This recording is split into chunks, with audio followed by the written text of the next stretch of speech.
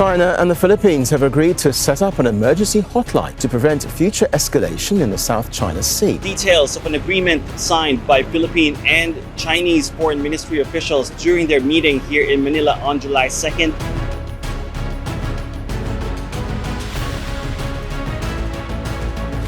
The Philippines and China have reached a significant agreement aimed at mitigating tensions in the fiercely contested Second Thomas Shoal, a hotspot in the broader South China Sea dispute.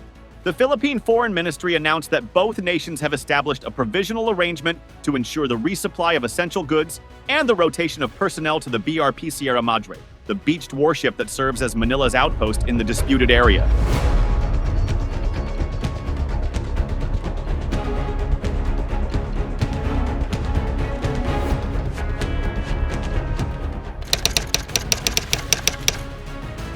Second Thomas Shoal, known as Ayungin Shoal in the Philippines and Renai Jiao in China, has been a flashpoint for increasingly hostile maritime confrontations. The shoal is situated approximately 200 kilometers from the Philippine island of Palawan and over 1,000 kilometers from China's Hainan Island.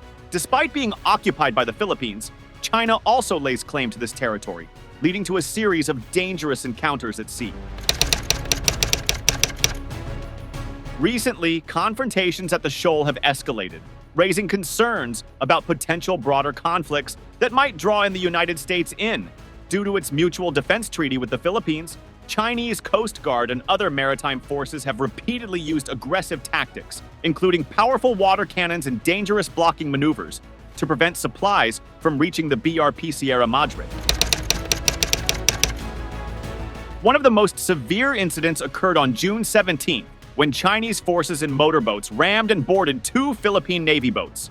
This confrontation aimed to stop the transfer of supplies, including food and firearms, to the Filipino personnel stationed on the shoal. The violent clash resulted in the seizure of the Philippine boats and their supplies, injuring several Filipino Navy personnel. Following the June 17th incident, diplomatic efforts between China and the Philippines intensified. Over a series of meetings in Manila and through diplomatic exchanges, both sides worked towards a mutually acceptable arrangement. The Philippine Department of Foreign Affairs stated that the agreement does not prejudice either country's claims in the South China Sea and underlines the need to manage differences through dialogue. The United States and its key allies, including Japan and Australia, have condemned China's aggressive actions at the shoal. These nations have called for the rule of law and freedom of navigation to be upheld in the South China Sea, a vital global trade route rich in fishing areas and undersea gas deposits. The international community views the agreement as a potential model for resolving other disputes in the region. The deal could signal Beijing's willingness to forge similar arrangements with other rival claimants in the South China Sea. However, skepticism remains about the long-term viability and successful implementation of the agreement.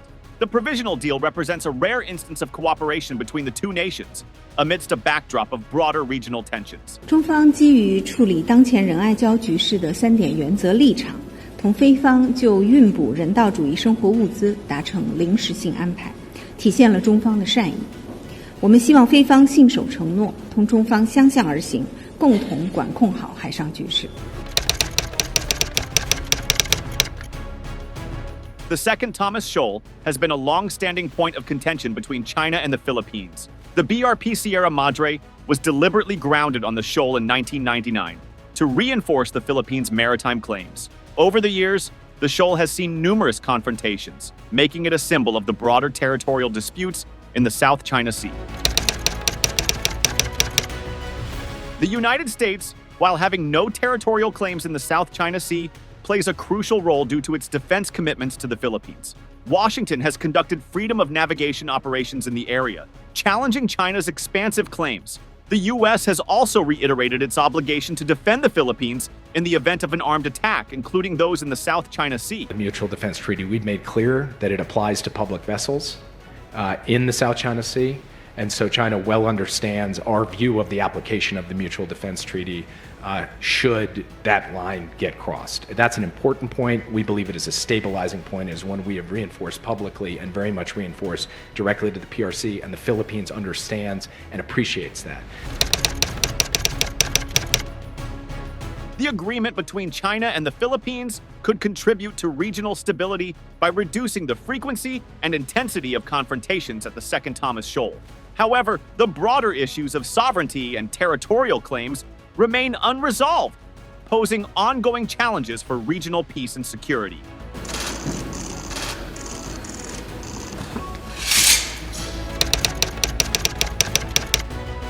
The Association of Southeast Asian Nations, ASEAN, has long advocated for a code of conduct in the South China Sea. The agreement between China and the Philippines is seen as a step towards de-escalation, which could encourage similar initiatives among other ASEAN member states with competing claims in the region. Despite the provisional agreement, the legal and sovereignty issues surrounding the South China Sea remain contentious. In 2016, an international tribunal in The Hague ruled in favor of the Philippines, invalidating China's claims in the strategic waters. Beijing, however, has refused to accept the ruling, complicating efforts to resolve the disputes through legal means. The BRP Sierra Madre, now a rusting symbol of Philippine sovereignty, continues to be a focal point in the South China Sea dispute. The agreement includes provisions for resupplying and rotating personnel without fortifying the ship, reflecting ongoing negotiations about the future of the outpost. China's actions in the South China Sea are part of a broader strategy to assert control over the region. The use of Coast Guard and maritime militia forces to enforce its claims has been a hallmark of this approach. The agreement with the Philippines may represent a tactical adjustment rather than a strategic shift in Beijing's long-term objectives.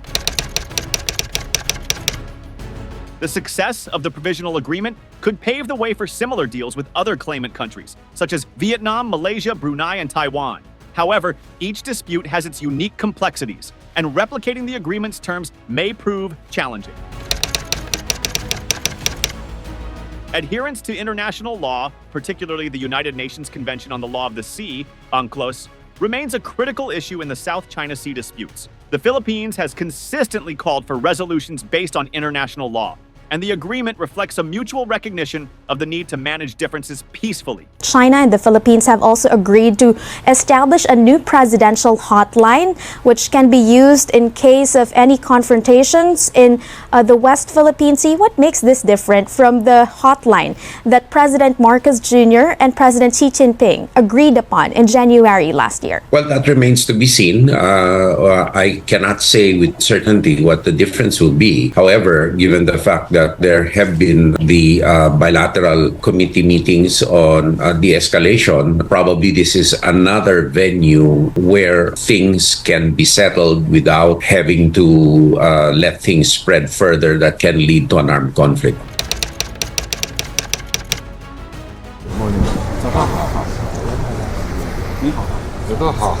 While the provisional agreement is a positive step, its implementation will require ongoing commitment from both China and the Philippines. Past agreements have often faltered due to changing political dynamics and on-the-ground realities. Sustained dialogue and trust-building measures will be essential for the agreement to hold. In the Philippines, reactions to the agreement are mixed. Some view it as a pragmatic step to ensure the safety and well-being of Filipino soldiers, while others criticize it as potentially yielding to Chinese pressure. Public opinion remains divided, reflecting broader concerns about national sovereignty and security. The long-term prospects of the agreement will depend on the evolving geopolitical landscape in the Asia-Pacific region. Both China and the Philippines face domestic and international pressures that could influence their adherence to the agreement. Monitoring and verification mechanisms will be crucial to ensure compliance. The provisional agreement between China and the Philippines marks a significant development in the ongoing South China Sea disputes. While it represents a step towards de-escalation, broader issues of sovereignty and territorial claims remain unresolved. The agreement's success will hinge on sustained dialogue, mutual trust, and adherence to international law. setting the stage for future negotiations in one of the world's most strategically important regions. Thank you for tuning into our channel.